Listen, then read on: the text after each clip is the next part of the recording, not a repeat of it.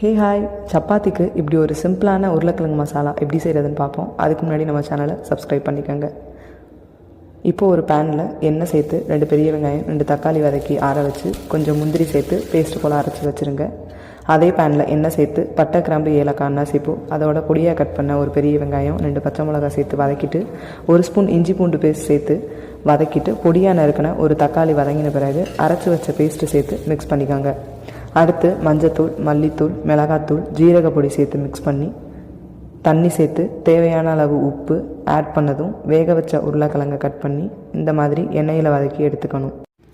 இப்போ அந்த உருளைக்கிழங்கு கொதிக்கிற மசாலாவில் சேர்த்து உருளைக்கிழங்கு மசாலாவோட பிளெண்ட் ஆகிற மாதிரி 5 மினிட்ஸ் அப்படியே விட்டுருங்க. 5 மினிட்ஸ் கழித்து கொத்தமல்லி தூவிட்டு ஸ்டவ் ஆஃப் பண்ணிடுங்க. ஸோ நீங்களும் இந்த உருளைக்கிழங்கு மசாலா ரெடி பண்ணி சப்பாத்தி கூட சாப்பிட்டு பாருங்கள். இந்த மாதிரி சிம்பிளான குக்கிங் வீடியோஸ் பார்க்குறதுக்கு மறக்காமல் நம்ம டிஷ் மிஷன் சேனலை சப்ஸ்கிரைப் பண்ணிடுங்க.